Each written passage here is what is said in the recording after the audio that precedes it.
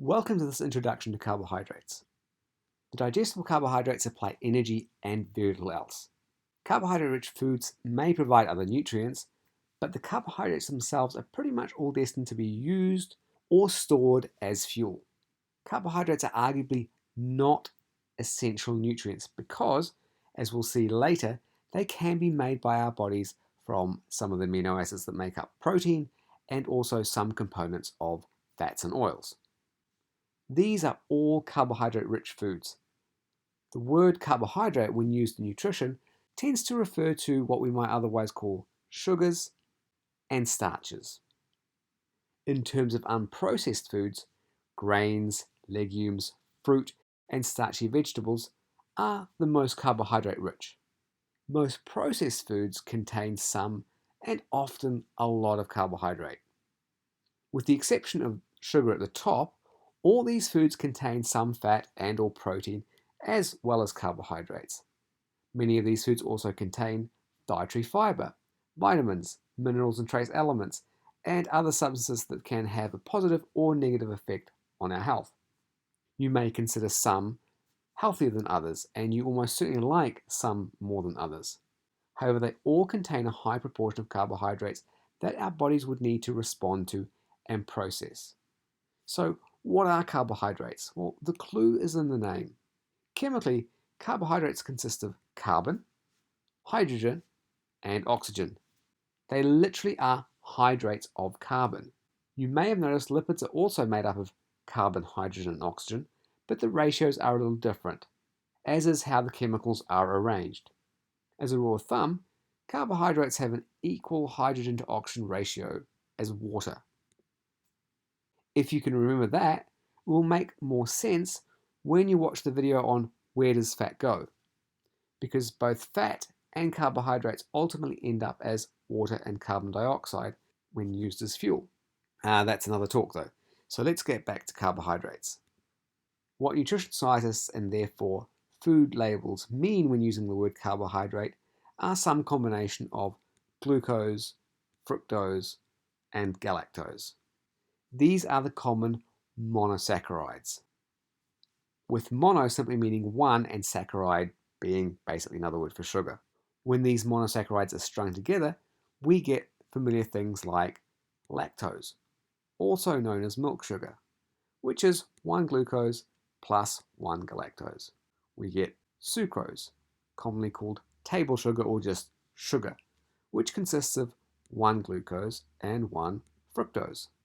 And we have starch, which is made up of hundreds to thousands of glucose units, all strung together.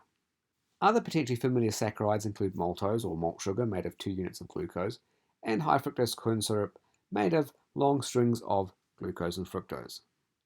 Organic chemists and biochemists include a lot more in their definition of carbohydrate, but in terms of food and nutrition, these are the important ones. Now, knowing the chemical details isn't important, but understanding that no matter what some authors would like you to believe, once you've eaten them, the enzymes in your saliva and your intestines get to work breaking them down into monosaccharide components. Only after enzymes like lactase, sucrase, and amylase do their job of breaking down the carbohydrates you've eaten to their monosaccharide units, do the resulting glucose, fructose, and galactose get absorbed by the cell linings of your digestive tract and end up in your bloodstream.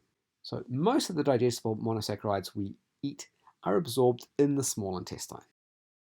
First into the cells lining the intestine, and then from there, glucose can either be stored in those cells for later use, used as fuel by those cells, or released into the circulation. Our blood circulation is arranged so that much of what enters the bloodstream from our intestines goes to the liver first. This is the next most likely destination for glucose.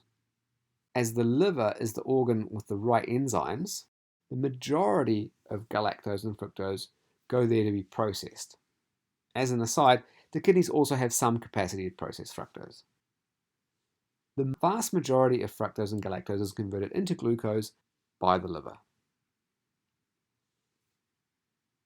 Although beyond the scope of this module, It's worth noting that this conversion does not make eating fructose exactly the same as eating glucose. High intakes of fructose can, for example, lead to increased uric acid production, so think gout. High fructose intake can also interfere with how our body handles fat. But in the simplest terms, fructose is converted to glucose by the liver and should certainly not be thought of as a preferable thing to glucose in terms of health, as it historically was for some time. So, what happens to glucose in the liver? Well, one fate for glucose is to become fuel for the liver itself. Another is that the glucose is converted to and stored as glycogen. This is the storage form of glucose in animals. It's also been sometimes referred to as animal starch. Plants store glucose mostly in the form of starch, but animals in the form of glycogen. Excess glucose can also be converted to fat in a process called de novo lipogenesis, which translated would mean making of new lipid, lipid being another name for fats and oils. The liver can also release glucose back into the bloodstream, thereby playing its critical role in blood glucose regulation, which we'll return to in a later module. A little less than a teaspoon of glucose is required to maintain a healthy blood glucose concentration.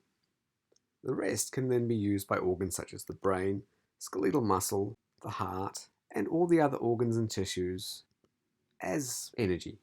Some is also taken up by adipose tissue, in other words, fat cells, which mostly convert the glucose into fat for storage via the process de novo lipogenesis mentioned earlier, that also happens in the liver. Now, although a number of cells in the body have the capacity to store glycogen, the liver should be considered the main site of storage because it can readily absorb glucose, store it as glycogen, and release it when needed to maintain blood glucose concentration. A healthy liver can be up to 8% glycogen. Any excess glucose then needs to be converted to fat via de novo lipogenesis and either stored in the liver as fat or released into the bloodstream for use or storage elsewhere. As central as the liver is to glucose regulation, skeletal muscle tissue is the single biggest store of glucose, despite only about 2% of it being glycogen by wet weight. A combination of glycogen depletion and then carbohydrate overfeeding, so basically lengthy aerobic exercise followed by large amounts of carbohydrate, have been shown to bump muscle glycogen up to about 3 to 4% of wet weight. So that 2% is only a ballpark figure, and of course it could be lower as well, but it can also be higher under certain circumstances. Yet, unlike the liver, skeletal muscle cannot readily release its stored glucose. Once it's in there, basically it's in there. It's not quite that simple, but for this paper, think of it in those terms. Once glucose is in the muscle, it's locked away for use by that muscle that it's in, or that muscle cell that it's in. Overall, the body can generally store about 15 grams of glycogen per kilogram of body weight.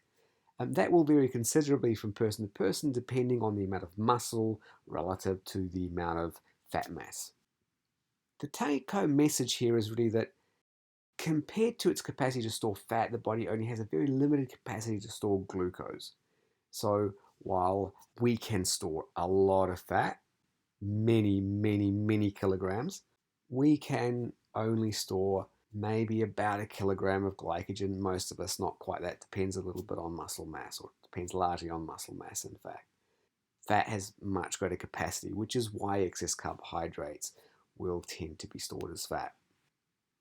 So, as varied as these foods may seem, based on other things you've heard, you've learned, and as much of them, yes, are better for our health than others, the process of digestion and the activities of your liver break these digestible carbohydrates down to form glucose. Ultimately, they might have to be converted if they start off as fructose or galactose. That glucose can then be stored as glycogen, used as energy, or converted to and stored as fat, possibly for later use as energy. In practice, that means that having honey is not appreciably different to having table sugar, nor is having agave nectar, or whatever the latest most popular and supposedly healthy sorts of sugar is. Sugar is sugar, And carbohydrates, even if they're starchy, basically end up as glucose that the body then has to deal with in all the ways I've described. And I'm not suggesting that details such as the form of carbohydrate or the food it's in don't matter at all, but they matter a lot less than I think a lot of people out there suggest, including nutrition professionals. Now, fruits and vegetables contain more vitamins and minerals as well as fiber than sweets, for example, but the carbohydrates are much the same. And 100 grams of sugar from one source will take a similar effort by your body to process as 100 grams from another source. Sometimes it just comes in an overall slightly healthier package. Carbohydrates, whatever food they come in, are at some point likely to become glucose and from there might be used for energy, stored as glycogen or converted to fat. To end this brief introduction to carbohydrate metabolism, it's worth mentioning that amino acids from protein, some amino acids, and certain parts of fat, really the glycerol backbone, can be converted to glucose by the body if needed, mostly in the liver. And it's for this reason that carbohydrates do not meet the strict definition of essentiality.